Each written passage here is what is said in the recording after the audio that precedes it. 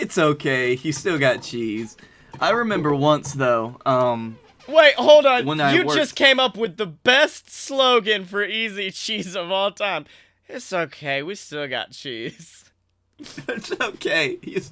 Oh, I like the fact that like that means their branding, their commercials would just have to be people having horrible, horrible days, and then somebody just coming down, throwing them a bottle of Easy Cheese. Hey, it's all right. Well, they've already. I mean, in today's At least I got day and chicken. age- At least I got chicken. Oh, deep cut for that one. Yes, thank you. Well, they've already missed the ultimate beginning for this campaign, which would have been, it would all be based off real life events. That way everyone could relate. And it would just be like, I, Donald J. Trump, do solemnly swear to take this oath of office. It's alright. We still got cheese. We still got cheese.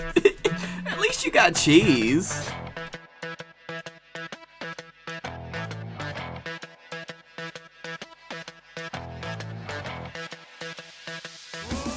Whoa, ladies and gentlemen, boys and girls, children of all ages, it's time. It's time. It's time for a load.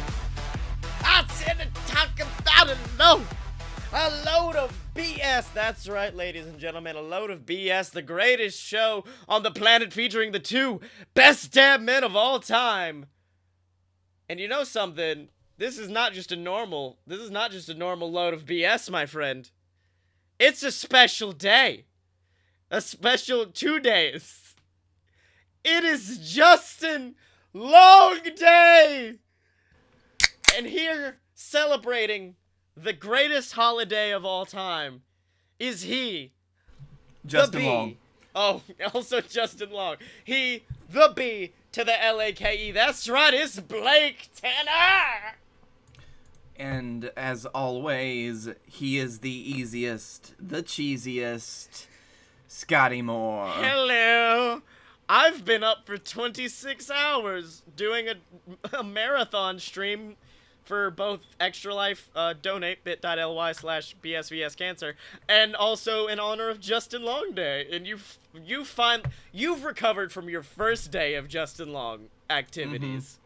Well, for those uninitiated, Justin Long Day is the one day of a year, or in this case, the weekend, where we all gather together and just embrace the glory that is the greatest actor of all time, Justin Long, and we learn to live life the way that he wishes us to live it. Now, you would think on a day celebrating Justin Long, you would sit down and watch the films of hit actor Justin Long, or the movies he's been in. Now, what do you watch? You watch two things. Okay. One, the entire run of Apple's PC versus Mac commercials. Okay. All right. And afterwards, you watch the movie Heavyweights. Right. Not because Justin Long is in it. No, because it's his favorite movie. Exactly. Now, has he confirmed this, or... Well, it is known. You're just like, well, have you seen Heavyweights? It's a good film. I mean, you could probably bet on it probably being his favorite movie. I mean, come on. I mean, it is so it is and so it shall be. He's a cool guy. He'd probably watch that movie. Are you saying Justin Long's not a cool guy? Fuck you. Fuck you, this guy. Fuck this guy. Actually, we also have a number of other traditions for Justin Long Day. What? Okay. You know, you have to leave gifts for your good friends as you gather for dinner on Justin Long Day. And you have to place them under the long log. The long log? The long log, now, yep. Is this a log which is long, or is it a normal log with Justin Long's face sellotaped to it? It's actually wood burned into both sides, and it's him just smiling. Oh my god. So you gotta get that carved into each side of the long log. I can't wait till we're famous enough that someone will send us a fucking wood-burned Justin log. Well, That is the thing. You do have to burn it at the end of the day. That is, so it is, and so it shall be. Mm-hmm. And it's you know, there are a bunch of long. The circle of long. Yeah. There are also a bunch of traditional foods on Justin Long Day. Of course, the centerpiece, that which we all know, is the heaping mound of pizza rolls. Yeah. Because you figure out the day before that you haven't planned on making anything for the centerpiece, and then you decide to just cook a bunch of pizza rolls. Well, what a lot of people don't know is Justin Long is his acting name. He was actually born Justin Totino's in a small Italian village in New York in 1987. Justin Totino's the third. Yeah. He stood to inherit it all, but he decided to forsake the Totino's name and become an actor and move out to Hollywood. Well, I mean... But even... Okay, I'm sorry. I have to make a bad joke, or a dumb joke, which is the fact that his brother also went into the arts, changing his name to Fred Durst, but he does support his family's business of pizza rolls by reminding everybody to keep rolling. Oh, God. So there's actually a great... Fred and Justin Totino's. Yes. And to celebrate Justin Long, like, as part of his journey to Hollywood, he was known as the frozen pizza roll. He was a pizza roll that was never cooked. So, as part of our tradition, once you've cooked all of the pizza rolls and placed them into the ceremonial pizza roll Tupperware box, you have to save a single frozen pizza roll and place it in the box. You shake the pizza rolls up, and then everybody digs in. And the person that gets that frozen pizza roll has good luck and the blessing of Justin Long for the rest of the year. I'm happy you said it, because I was genuinely thinking it. I was like, there better be something good waiting the person who gets that cold pizza roll. Also, being the only cold pizza roll in a horde of freshly cooked hot pizza rolls is possibly the saddest and best description of the black sheep of a family that's ever been said. Like, you know, certain people will be like, I was the black sheep, so I got a black sheep on my shoulder. People are gonna start getting cold pizza rolls across their shoulder. This was me. I was uncooked. I was icy in the middle. Like, so the frozen pizza roll, to part the kimono a little bit, that did really happen. And it happened because I, as the person who was chosen to cook the pizza rolls, had placed 2 giant racks of pizza rolls in my oven with like 30 pizza rolls on each rack, and I realized I've still got like 20-something pizza rolls left. I'm gonna cook the rest in the microwave, mix them together, and nobody's gonna notice the difference. Although I was left with one single pizza roll that like wouldn't have fit on a plate.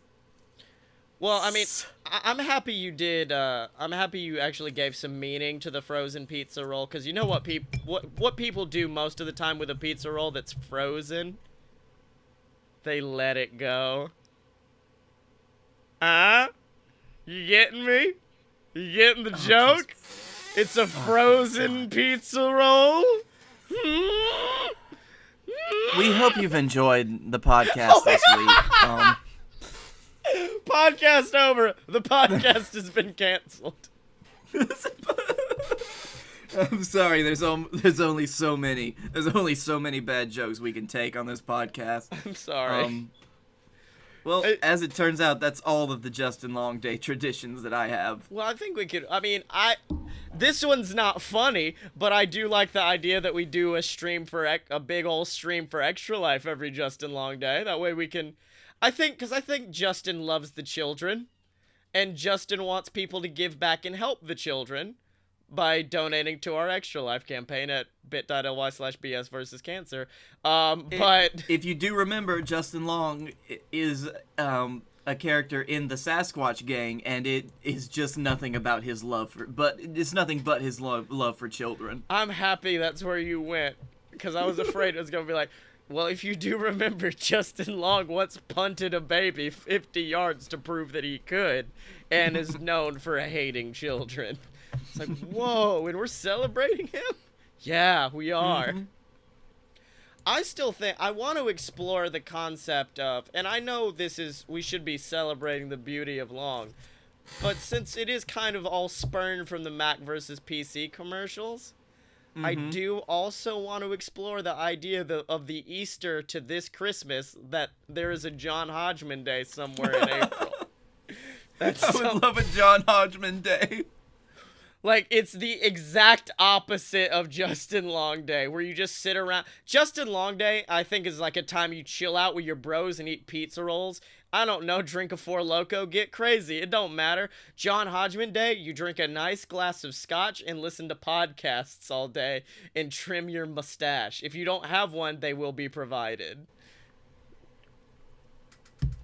Is there a fancy like a fancy movie heavyweights? Because like I've figured out that like there are movies for like the lower class that they've remade for fancy upper class people. For instance, yeah, The King's Speech is just 8 Mile for fancy people. Yeah, of course there is. It was remade in the early 2000s. It's called Daddy Daycare. Oh my god, yeah, of course, Daddy Daycare. I'm sorry, the sequel, Daddy Day Camp. The Academy Award-winning film, Daddy Day Camp. Jesus Christ. The 1-star Rotten Tomatoes movie, Daddy Day Camp. No, we can't. I can't. I told you about the new series I want to do, right? But I'm afraid it would kill me. It's called Hangover Movie Reviews. And essentially what it is you have to wait until the second weekend the movie is out. So you can't go first weekend. You wait till the second weekend where you get your Rotten Tomatoes score. And the Rotten Tomatoes score determines something very important for you.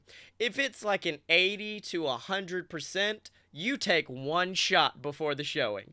If it's 60 to 80, you take 2 shots. If it's 40 to 60, 3. If it is 20 to 40, 4.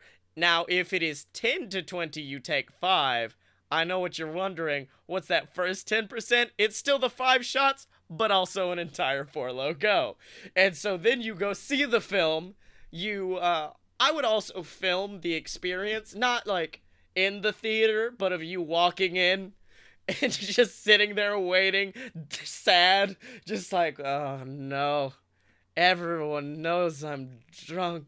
And then you go in, you watch your movie, then the next day you give a shame-ridden review of your experience at the cinema. What I'm going to do right now is I'm pulling up a blood alcohol calculator. Okay. And I am going to see just how much of that you can do before you actually literally will die. Well, it's not going to be... I'm not saying a double shot, so not 3 ounces, 1.5 ounces. So, that's not bad. How long would you take this, would you consume this alcohol over how many hours before you saw the movie? I say in the car before you go in. Okay, I'm just going to put 30 minutes. Yeah, 30 minutes, that'll work. And then, yeah, if you want to throw in the 4 Loko, you can. I don't know how much that is. But this was, in fact, inspired by me and you getting really drunk and going to see the Captain Underpants movie. And just, like, staring up at the screen like, this is the best experience of my life. And I was like, I want to share that with people. Jesus. And also... let's see, 4 Loko... I'm adding it together right now, so... How much percentage of depression is in a 4 Loko? I feel like it's pretty higher than most beers. There's a lot of depression in a 4 Loko. Yep. Let's see. Alright, Blake. Welcome to a load of BS where we do math for a little bit to see if we would die while watching The Star. You would have around a 0.24 blood alcohol level. Wait, hold on. That's not bad. Can't you drive as long as it's under a point? Oh, .08. Oh. .08. Oh. Uh-oh. I can't drive 3 times. Yeah. And also, once you start getting to, like, once you start getting to the level of the upper 2.2 somethings, yeah, is when you will get to the point where I'm seeing these red bars that just say death possible. Okay. Well, that's interesting. So, are you down, or you down? Like, we're not gonna go see a bad movie every week. Thor Ragnarok, we'll just, like, take a shot of tequila and go see Chris Hemsworth. Okay. No Four Locos. We can't pull that. We can't do that. We can't let that out of the box again. What do you mean? Like, any other experience, I'd say no to Four Loko, because Four Loko is bad. But I think if you're in a movie theater and forced to sit still, you're fine. Like, that's my favorite experiences are getting drunk in movie theaters, because I'm just like, I'm doing a naughty thing, but no one knows. I'm just sitting here watching my movie with alcohol in me.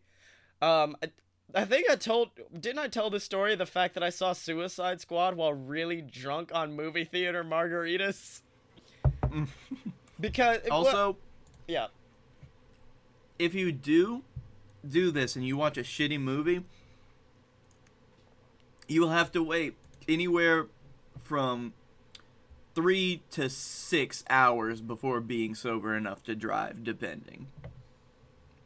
I feel like I could take 5 shots in a Four Loko and be fine. Not like fine, but like fine enough. Like, and that is how people die. Shh. It's okay. Quiet, child. This is what I would be whispering. As me and you, like, you're going to be, like, drunkenly recalling these facts as I'm, like, holding your head like, shh, quiet. It's okay. No, because I'm not gonna do it. I'm pulling the hard pass on this one. I will drive you there and back, but I can't do this. It's not, okay, hold on. I've had 5 shots before of, like, hold on. You put 1.5 ounces of 40% liquor, or 40% alcohol, correct? Mm-hmm. There's no way that's gonna put you up to a 0.2. Like, depending on body mass, I guess. No. That was with the Four Loko.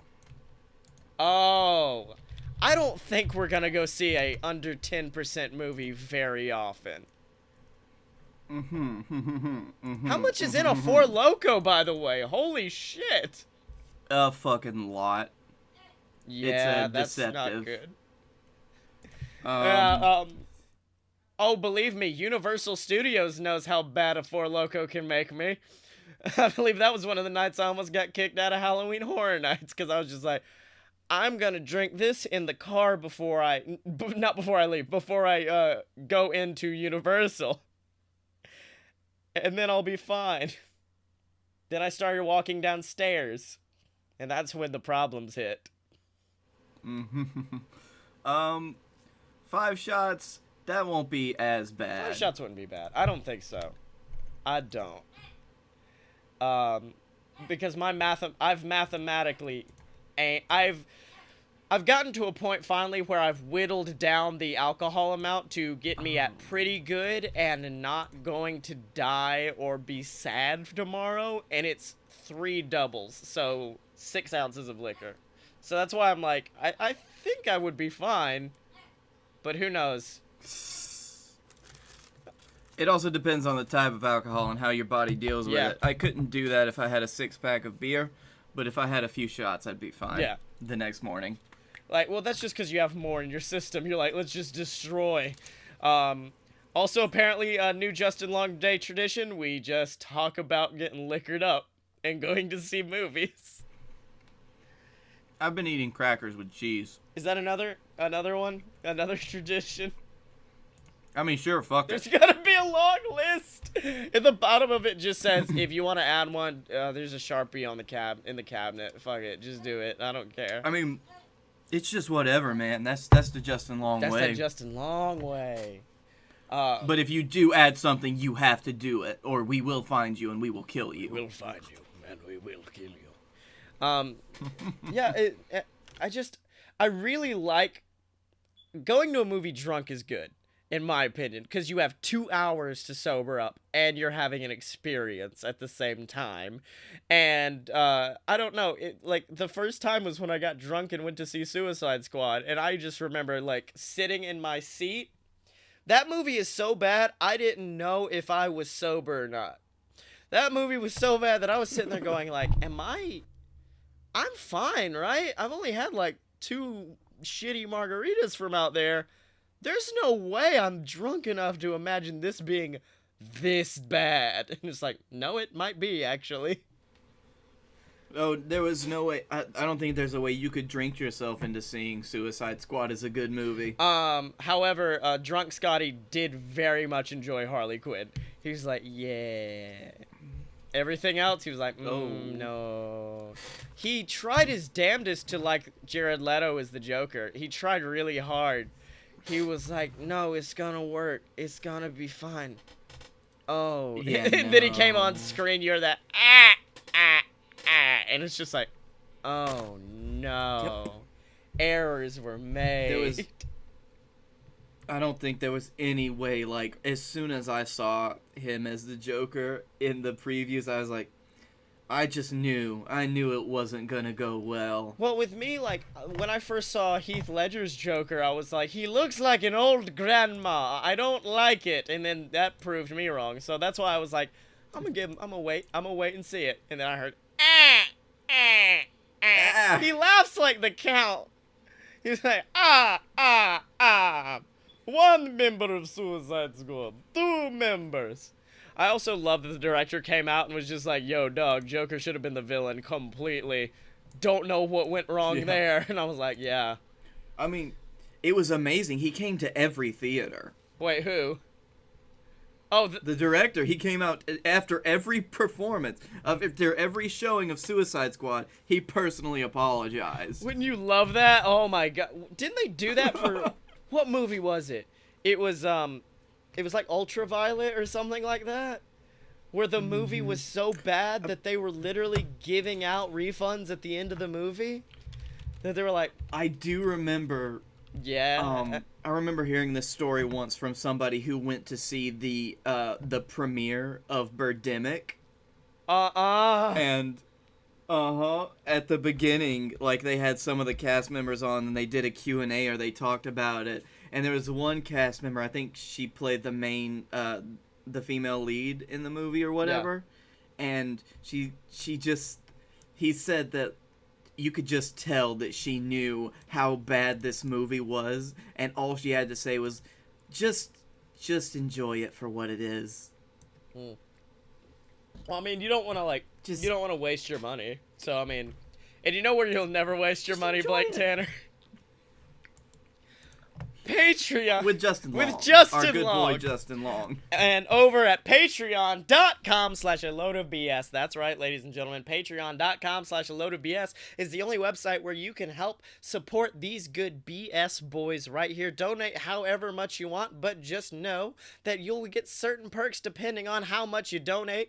Every single week before the show, me and Blake, this week it was like 1:30. We went hard this week, but we do our own little rev up. We have our own pre-show, and the only way to get that is if you donate $5 or more over on the Patreon. Of course, if you donate $1 or anything above that, you'll get shouted at every single week, like the Patreon saint Deborah Moore, like Scott Moore, like Taro, the man formerly known as Taro, messaged me during my Skyrim stream, and he was like, no, I want to be called Alvis now. And I was like, I'm cool with that. You're Alvis now. So the artist formerly known as Taro, who is now Alvis, thank you for your patronage, good sir. And yeah, all of that's waiting, and a lot of other really great perks, all available over at patreon.com/a-load-of-BS. Now, Blake, I know we're doing the Patreon thing. And I know we've got merch down at loadofpurebs.com. But of course, the one thing we are doing as well is our Extra Life campaign over at bit.ly/bsvscancer, and there's something that we've not been fully open with, fully honest about, and it's the fact that if you we have the perks like we have for our Patreon. If you donate $5 or more, you get a Christmas card. $30 or more, you get a really cool shirt. But then there's a secret tier. A secret tier that no one knows about. No one knew. It was hidden in the Disney vaults, waiting to be released. Which is if you donate... I don't think we can legally use the term Disney Vault, by the way. The D-Vault. That D-Vault. The DeVault. The DeVault.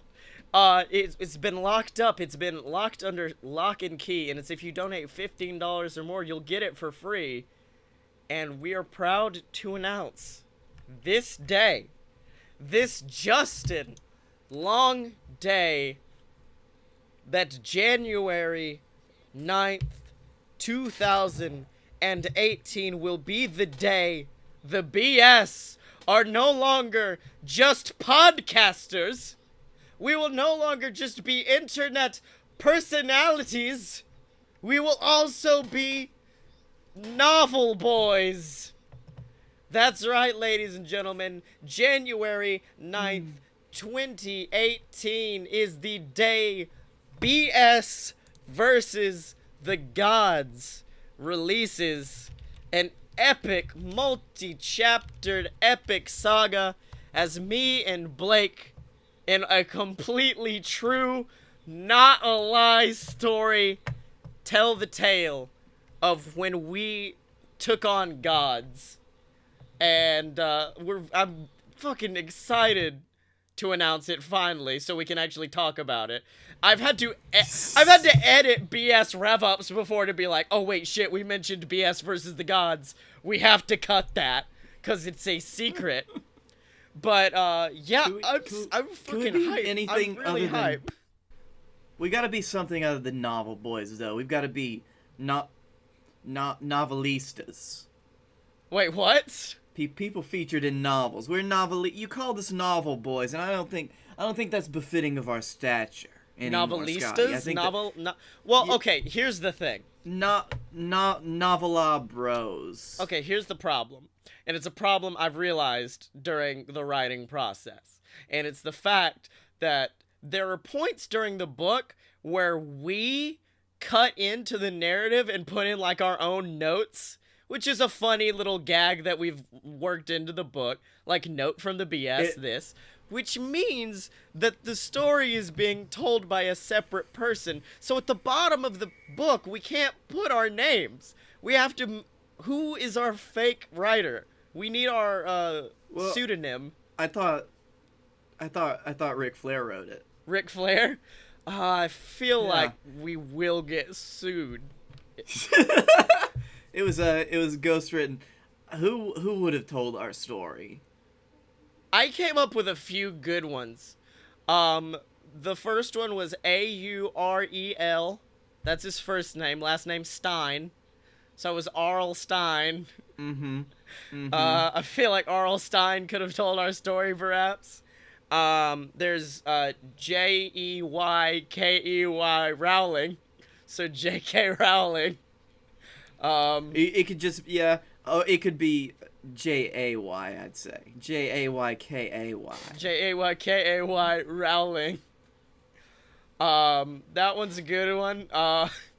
J-A-Y-A-R-G-H-A-R-G-H, the infamous pirate writer J.R.R. Tolkien. Oh, I thought it was written by J.R.R. Martin. Okay. Well, hold on. Should we give him a full personality? Because that's the thing. We're going to have to also put the about the author page and just be like, this guy. Okay. So where was he born? How about this? We'll describe him and I will conjure him up with all of my sick-ass acting prowess. He had to be a, judging by the writing style, I'd probably say an old London writer. So he was born in Uganda. Awesome. So, No, Listen to no, my story, my no, friend. Let me tell you about cutting these that boys one off of the real quick. No, we're not doing that. I'm not gonna stop talking until Uganda goes Hey, away. don't you listen to me. It's not a race thing. There are white people in Uganda as well. It is. There is. No. Hold on, straight up. No, it's not a race thing. There are white people in Uganda. Yes. And they have that accent. No. It's also not what I want. Fine. And now, if you want to be South African. Okay, it's what was South African. What was this? What was the movie with Leonardo DiCaprio as the South African guy? Cause yes, that's the guy I'm picturing in my head. So it's him. Yeah, it was Blood Diamond. Yes, it's the man from Blood Diamond, and he is here to tell you a story about the BS.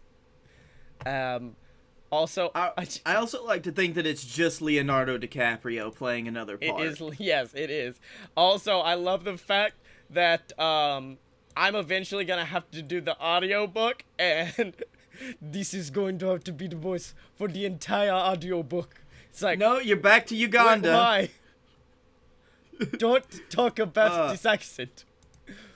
Give it a while and it will sound fucking Indian, okay? Things go wrong. That makes it so much worse. No, okay, it's not racism. It's me being bad at an accent. Exactly. It's a little insensitive. You can't argue no, it's a little bit insensitive. No, it's not. Just because I'm starting to put the inflection in. No, you, because you're like, no, that's Ugandan now. You're the one being racist. Because you're the one being Well, no, because you're the one that put it as Uganda. You placed it there. I don't know. I am Ugandan. I am the... Okay, so... think of most countries in the world. He's not from there. He was born on an island that contained only a volcano. And he was the only one there. And then one day, a laptop fell down with a Wi-Fi connection, and the only thing he had... Wait, no. An old laptop of mine with a bunch of old files of BS came down. And all the shit we talked, he was just like, I like this story. I will write down this story. I wish it could just be Momoa Curry.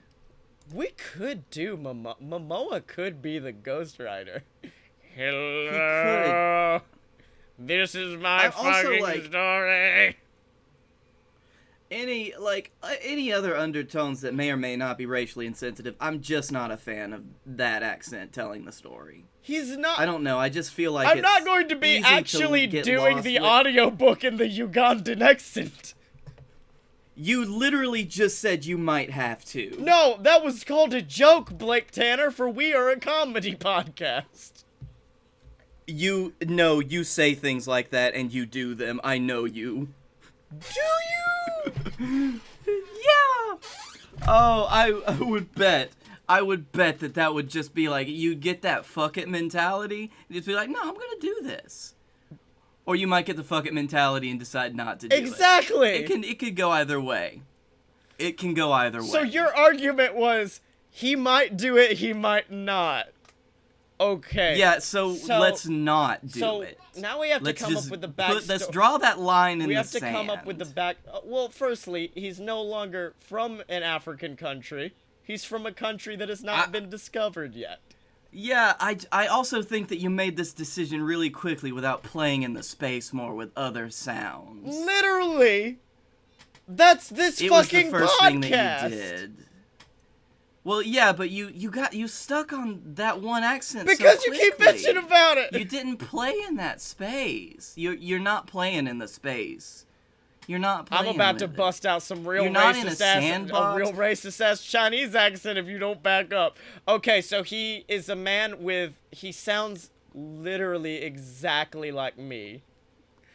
He looks exactly like me. I think you should play with Momoa Curry a little bit more. He wants to play. Momoa Curry. He wants to play. Is sad because he just got fucking retired on JWF. Well, that's why he's got nothing better to do but write this book. See, here's the thing, though. Since I am the one who wrote the book, I know the voice I wrote it in, and I know it's not Momoa Curry because he's not constantly insulting people's mothers every few seconds and talking about fucking sea winches. Like, I think... Wait, the writer's not, or Momoa Curry does it? Because those are things that Momoa does. Yeah, Momoa does do that, which is why I don't think he's the writer. He's not who we're looking for here. This is some new guy. Because he's very respectful and good with the English language, which I did purposefully because the story is so fucking weird. So, that's why I suggested, like, Terry. Maybe we can start off with Terry. First name. Bolea. That's a good one. That's a good one, brother. Terry Titancloth. No. I like the idea that the last name, I want him to be violently British. It's if it's gonna be more British, how about we go with Terrence? Yeah, but like, I don't think we would have hired this is a very weird background to get into, but I don't think we would have hired a Terrence to write our tale. I think we would have been like, Terry! Gareth? That's with an H. Reginald? Vel Johnson. Reginald Vel Johnson. Okay, so I'm gonna embody. No, that's not it. Hold on, I'm just thinking. Hello, is this me? No, it's not. I don't like this. Hold on. I once had a goldfish named Bartleby. Okay. I think we should name him Bartleby Jones. Bartleby Jones. Bartleby Jones. Holy shit, that's a really good name. Where the fuck did that... Why have you been putting that under your belt, Blake? We just had like a long 10-minute argument about South Africans when you had Bartleby Jones in your back pocket the whole time. I forgot about my goldfish buddy until now. He's gonna be swimming. He's swimming for me. What's the origin of the name? He swam into my mind. The name Bartleby. What's the origin? Because I know I want him... I don't know if I want British, though. I kind of like a... Maybe not. Maybe German. Is he a German man? Bartleby... I think that could be. My name is Bartleby Jones. Okay. I really like that. Masculine. I like the idea that the name was apparently... I like that...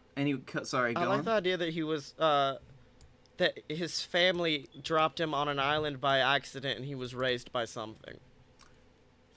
He was raised by the volcano. Okay. I'm feeling that. But I just don't feel like the volcano has good parenting skills. No. Bartle... It's based on a medieval English town name. Combined... Herman Melville, the man that wrote books... made the name Bartleby. He made it? He was just like, fuck it, this is a name now. Yeah, I guess. It's kind of its usage is a little bit from Old Norse. Okay. So but I think anywhere around there you could maybe a little Eastern European-ish even. I wish I knew what the voice of somebody who doesn't know what talking sounds like would be. 'Cause, like, here's my idea. He and his parents were sailing around the Galapagos Islands in 1943. He was but a lad of 1 year's 3 months. And, full head of hair, though. Beautiful, curly locks. And it stayed exactly like that his whole life. Pure black locks.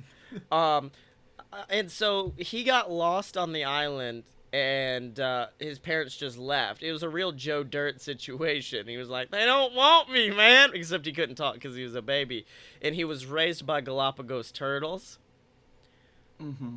And then, and so then the turtles took him into the ocean and What was the fucking thing in Finding Nemo? Basically the internet, like the speedway for turtles to go up and down? Oh, what was it called? Some kind of fucking tube thing. Well, they taught him how to swim in that, and one day, because he can't catch a break, he got lost from his turtle parents. But at this point, he was like 21 years old, and he was able to go out on his own. And it was then that he was greeted by a deep voice echoing throughout the ocean. Hello, it's me, bitch. And he's just like, oh, you. And he's just like, what the fuck? How do you not? Have they not told you who I am? I don't know. I am Momoa Curry, god of law, god of the sea, and god of the pen and pad. Let me teach you. He teaches him English! Momoa teaches him English! That's how. Of course, because Momoa speaks the sea, so he would already be able to. Oh, this is yeah. So Momoa taught this guy English, and then he was just like, after a while, Momoa was just like, it appears as though the student has surpassed the teacher. Your writing is beautiful. And he's just like, I keep going back to the Ugandan accent, and I don't want to anymore. I don't want to get on this train anymore. I don't want to be on this train. Okay, fuck it, he's Scottish. He comes out Scottish, and he's just like, oh, I don't, it's like a mix of Ugandan and Scottish. Scottish. We're just throwing things at the wall right now. Well, and it doesn't matter what's gonna mix or what doesn't. Hold on, I'm trying to. Hello, this is my voice. This is how he talks. It's like Momoa Curry. It has the same pace, but it's not deep and ethereal because he's not a god. This is me, Bartleby Jones. And so one day he's just like, Bartleby, come here. And he's just like, what is it, sir? And he's just like, I want you to pin me a tale. A tale of two great men. At which point, he hands him a fish laptop, which has on it all of our episodes. And he's just like, fish laptop. A fish laptop. And he's just like, which, by the way, I do not know how this dude is breathing under the water this whole time. And so he's just like, I want you to pin me a story about these two boys. And he's just like, I believe I can do that for you, sir. And that's how this story, BS versus the Gods, was written. Was Bartleby Jones and Momoa Curry. Wow, we just trudged down a rabbit hole there, didn't we? Mm-hmm. I like to think that we both, the argument spurned us on to basically be like, fuck you, we're gonna make something good now. We just spent 10 minutes arguing about a Ugandan accent. Now it has to be good. Exactly. See, that's why we can't go. We can't double down on the first thing. We gotta keep going. We gotta keep digging. We gotta find that crunchy nug. Dig out the nug. That crispy chicken nug that's just buried down there and all this shit, and you find it and you're digging through all this dirt and stuff, and then there it is. There's the nug, my dude. And we found this nug, and his name is Bartleby Jones. So I guess it can be confirmed that Bartleby Jones is going to be our guest next week on the podcast. Oh, yes. Hello, gentlemen.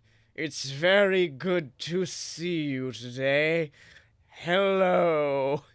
He speaks very slowly because he knows he was raised by turtles also. It's almost like he's trying to constantly remember how he speaks. Oh, I don't know if that was a slap or not, but I felt it. No, because I didn't didn't mean it at first, but then I realized what. No. It's got some levels. In all honesty, you're right, because it started out you, and then I went, can't be Ugandan, Momoa, and then I was like, take away the, hello, it's me, Bartleby Jones, your best friend. I do like this kind of like breathiness he has in the back. Hello, it's Hello, me. I'm your buddy, Bartleby Jones. Oh my god, he's like the anti-Alan Rickman. Like, Alan Rickman had that really deep sinister. If he just wasn't a sinister human, he would be me. Hello. Oh. And that is why next week, Honey Pottsmith, haven't been here in a while. No. We'll be interviewing Bartleby Jones. Hello, how are you? Oh no, that's gonna be, oh god. You're That's worried the- about us that's being the podcast offensive to that the nobody Ugandans. wanted. The Englishmen are gonna come after our asses. That's fine. I the ghost of my great-grandmother can haunt me a little bit more. It's fine. She's actually the inspiration for Honey Pot's voice. No, actually, my great-grandmother, she had a very tiny old woman voice, and she talked like this. She was born in London, you know. Yeah. The same year the Titanic met its fateful end. See, that's the thing. Old Irish women are kind of like Mrs. Doubtfire, just like, hello, dear. Let me help you out with something today. Old English women are fucking sad. I was there when the Titanic sank. I watched as all of their faces drained of life. All right. I lived through the Blitz in London. Horrible times. Didn't have a chocolate for years. I'm really happy Bartleby got away from his parents now. Fuck, that would have been a depressing childhood. I lost my child at sea many years ago. I got him. No big deal. We're good. Hey, Bartleby. Your Bartleby. mother's He just Bartleby. I don't. I like their relationship. It's not a father and son kind of thing. It's more of a, I think, kind of Sean Connery in Finding Forrester and other guy in Finding Forrester kind of relationship. That's what it is, really. It's a teacher and student thing. His father and mother are two turtles named Joe and Karen. In case you're wondering how we know that name, Momoa did tell us. Let me introduce you to Joe and Karen. Fucking amazing. Joey, you ever wonder what happened to our little Bartle boy? No, don't act like Bartleby does Joey. not go back. Show me. He doesn't. He goes back every fucking Christmas for Turtle Yeah. Christmas and Turtle Easter and Turtle You Justin learn Long how to Day. write, Bartleby. Would it kill you to send some more letters? I mean, I know that Momoa man taught you how to write. Would it kill you to send me a fucking letter once in a while? This is all being said in This is all being said in the voice of the sea, by the way. This is not accurate. Oh yes. Now, you know what? Now I gotta put a shell in the swear jar. Thanks a lot, son. Shell? Oh, God.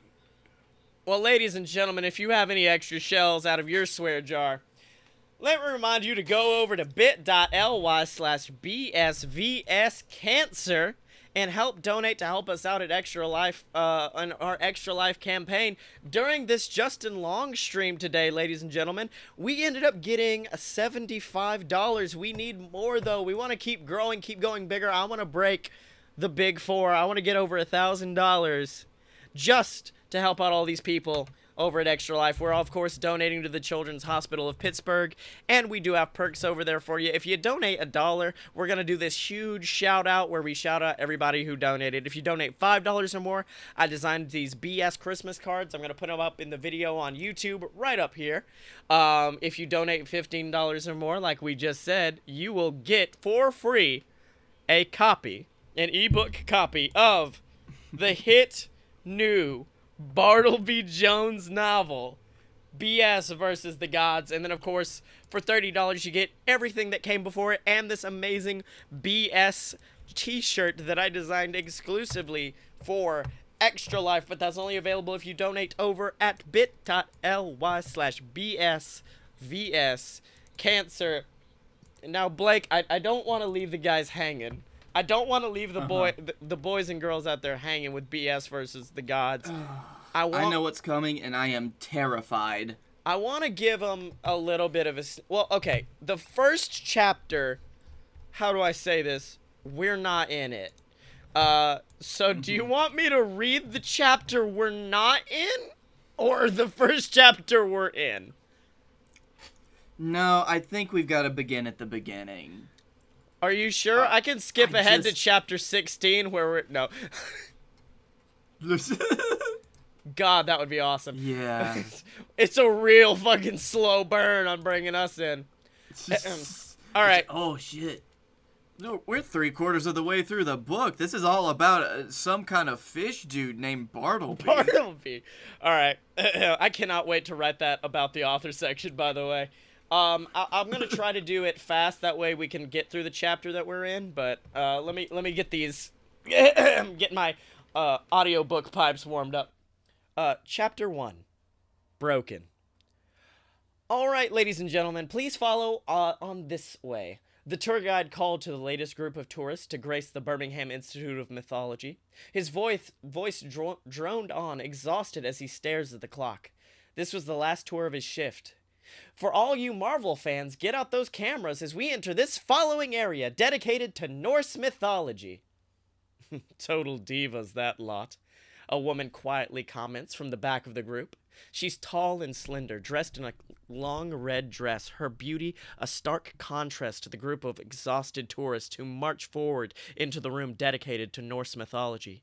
A man stares at her until a firm slap from his wife pulls him away to reality. I see you're enjoying the exhibits, the man's wife quietly comments.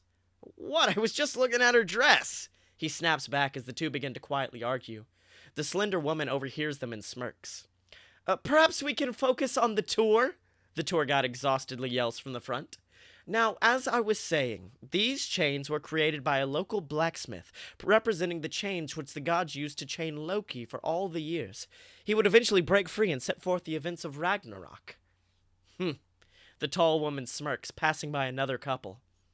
Fool. I would never let anyone bind me. She smirks down at the woman staring up at her lustfully. Although I'm sure I could make an exception. Are you fucking serious? The woman's girlfriend pulls her significant other away and the two begin to argue.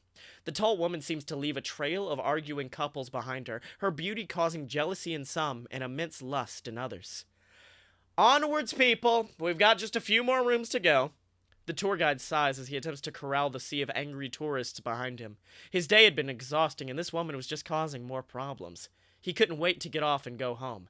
He just needed to relax. Note from the BS. Hey guys, just wanted to remind you that this book is still about us. Not sure why the author has such a boner for the tour guide, but whatever. We promise we'll be in the next chapter. This is just setting the scene, laying the groundwork, fluffing us before the money shot. You know the deal. Now, on to my favorite room and my favorite myths. The guide's voice actually seems to liven up as the group steps into the final room. A grand room featuring large pillars and images of gods and demons decorating the walls. This was the room dedicated to Greek mythology, and it featured several replicas of relics from that era. The myths of the Grecians are some of the most powerful and memorable in today's society. We all know the tales of Hercules and Zeus, Ares and Poseidon. As the guide says these names, spotlights flash upon the images on the wall. These gods have persisted through time and persisted in our collective unconscious because they, in my opinion, are where we have the birth of modern stories, the birth of epic battles between gods that we see today, the birth of heroes and villains. The crowd has grown silent at this point, staring at the slender woman. Her attitude had turned from confidence to stoicism. Her smile had faded away, her breath slowed. She had once stood in the back of this group, but now she stands in the front, leading this mass of humanity behind her. Every member of the museum stares at her in awe. Well, the tour guide stares awkwardly at the group of men and women who seem to be replicating the woman's every move. It's good to see that you've all calmed down. Now to look at some of the relics of the time. We, of course, have Aegeus, the shield that belonged to Zeus. His voice had grown weak, nervous at the crowd staring at him in unison. And here we have the trident of Poseidon, Pandora's box. These are not real, the woman quietly remarks, staring at the various items surrounding her. Well, yes. He looks back at her, confused. They are, in fact, replicas. These items are simply myths, to be honest. They don't actually exist. What is this? She stares at a necklace in a nearby case. That's, the necklace of Harmonia, he responds, walking towards the case. What does it do? Her finger slides down the case gracefully as she turns to make eye contact with him. Well, no one had ever asked him about this object before. The fact that he was currently terrified to the bone didn't help his lack of study on the object. Some people claimed that the owner would have misfortune on their head. Others claimed it possessed the very spirit of Harmonia herself. And are you its owner? She smirks, staring down at the small man. Well, technically it belongs to the museum, not anyone. She smashes the glass, grabbing the necklace. Alarms sound overhead as the guide screams in response. Not anyone in particular. Oh, that's funny. The woman growls, approaching him slowly. Because I foresee much misfortune in your future. But don't worry, that future, it won't last long. With a snap of her finger, the army of tourists behind her descend on the tour guide, mauling him and pulling him limb from limb. The woman stares at the necklace like a wolf staring at a wounded animal. Suddenly, a bit of the guide's blood lands on her dress and she sighs. Stop! She snaps again and the group jump off of him, staring at her like expectant puppies. Look, just get out. I'm through with you. They run into the streets covered in blood as police cars arrive at the door. This is why I wore the red dress today. So is that who you are? Misfortune? The guide yells in his final breaths. The woman turns around, smirking, holding the necklace in her fist. Misfortune? She laughs. No, you mortals get these things all wrong. This necklace has nothing to do with curses or misfortune, but it has everything to do with me getting back to what I do best. Because harmony? She crushes the necklace in her hand, breaking it in two. Harmony is dead. And that's the end of chapter 1. All right, there we go. There it is. What do you think? What you thinking, dude? I'm liking that setup. It's very breathy. I thought you just said I didn't like it, and I was like, what the oh, fucking be honest, why don't you? Yeah. Fuck this book. I'm mulling it over, and I've got a really, really good feeling that it's just utter trash. No, I'm enjoying it. I enjoy it. It's a nice setup. Okay, just because I feel bad not reading our reading us out, I want to do chapter 2. Because we have enough time, so. All right. Fine. You're giving him a lot tonight, Scottye. I know. Chapter 2. It's time. Ladies and gentlemen, boys and girls, children of all ages. A voice cries through a small apartment in the fair city of Birmingham, Alabama. An upstairs neighbor bangs on the floor, attempting to shut the voice up, but to no avail. It's time! It's time for a load! It's time for a load of BS. That's right, ladies and gentlemen, a load of BS, the greatest show on the planet featuring the 2 best damn men of all time. The bearded man delivering this long-winded introduction smirks, turning to his partner in crime. And I am talking about he, the B to the L-A-K-E, that's right, it's Blake Tanner. That's right, Blake responds, popping open a bottle of whiskey. And over there, it's the guy who does cool things. It's the S, Scottye Moore. Not the best at introductions, are you? Scottye laughs as Blake takes a swig of his beverage, a mixture of whiskey, a mixture of whiskey and Mountain Dew Livewire. Look, I took a lot of cough medicine before this, Blake finishes his drink and one as the two begin A Load of BS, their weekly podcast series. The two talk about the week's events, play games, and Scottye attempts to pitch a movie about a kung fu master that rides into battle on a unicorn. So not only is the unicorn's horn on fire, the guy has a giant sword that's also on fire. Scottye attempts to entice Blake, whose mind is working overtime in an attempt to play devil's advocate to Scottye's ideas. Wouldn't that just set the unicorn's mane on fire? Blake expounds. And you know where that mane leads to, Scottye. Not a good place.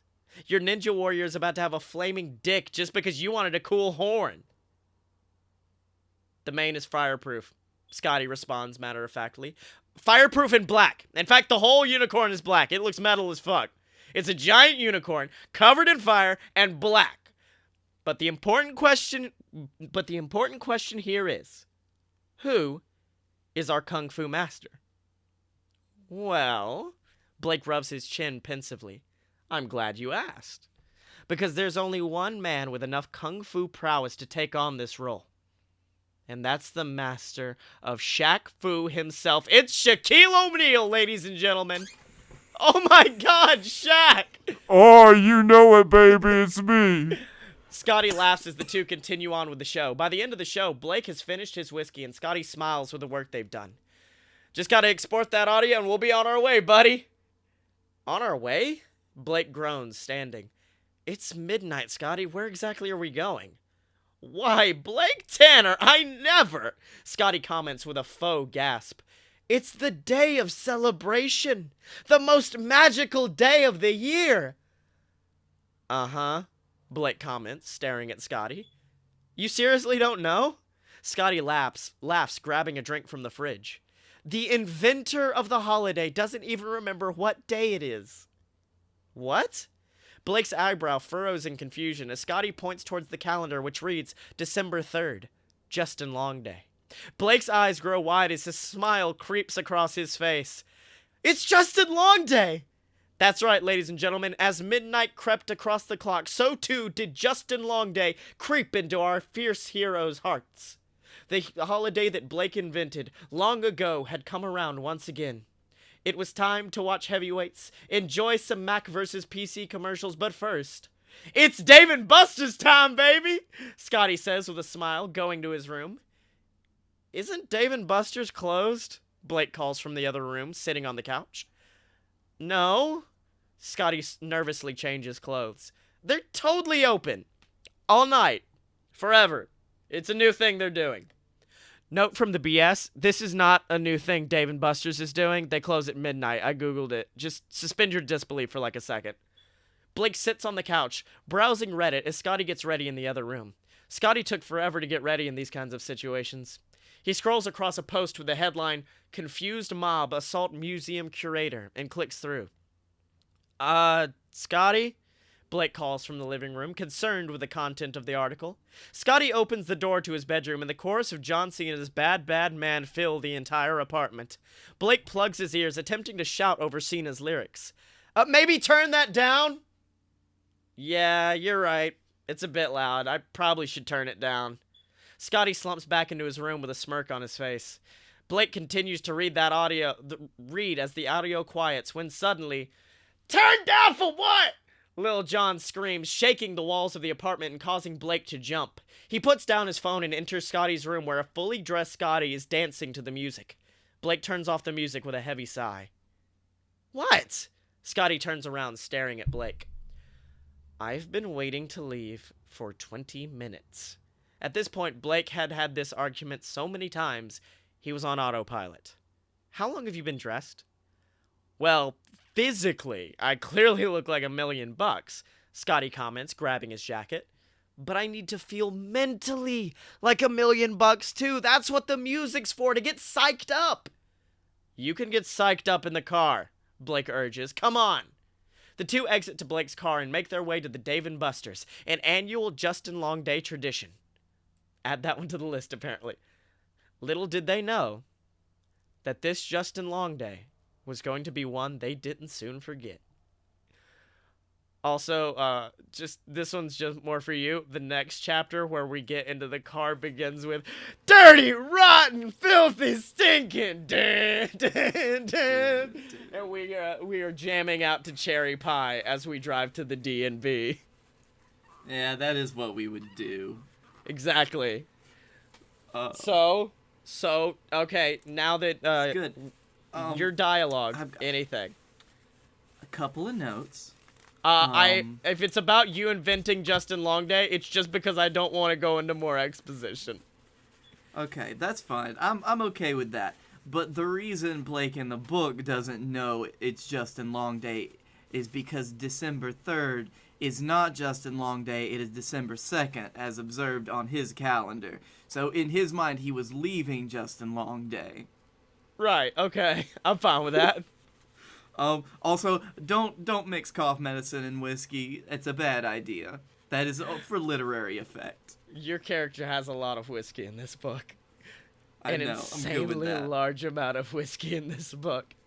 Well, damn, it's been a show. It's been a really good one.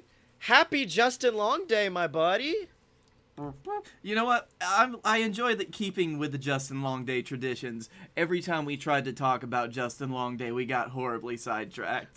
That's another tradition. You can't talk. It's like the first rule of Justin Longday is don't talk about Justin Longday. Well, you can talk about it, but not for more than 2 minutes. 100 words on Justin Longday, and that's it. Yeah, exactly. So Blake, what did you learn this week, my friend? I learned that the simplest way to keep yourself from having a flaming crotch is just make that main fireproof. Make the main fireproof. And I learned that a Ugandan accent can start wars. Many wars started over this accent, my friend.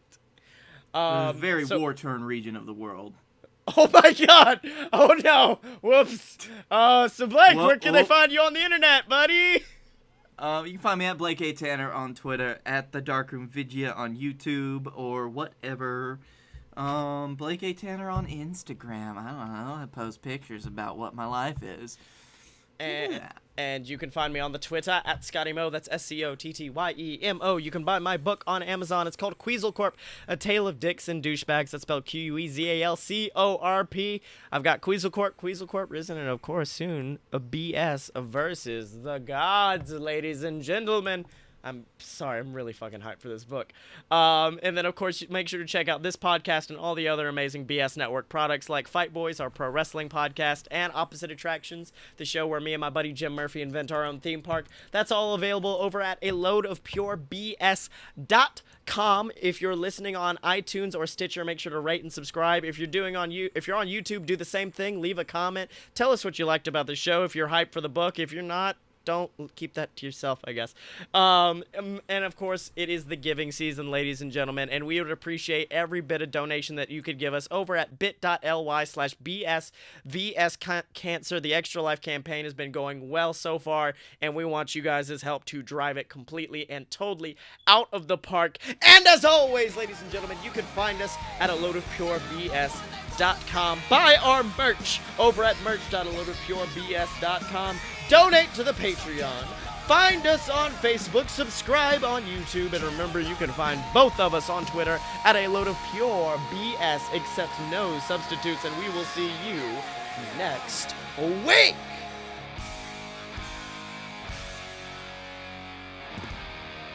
Gentlemen.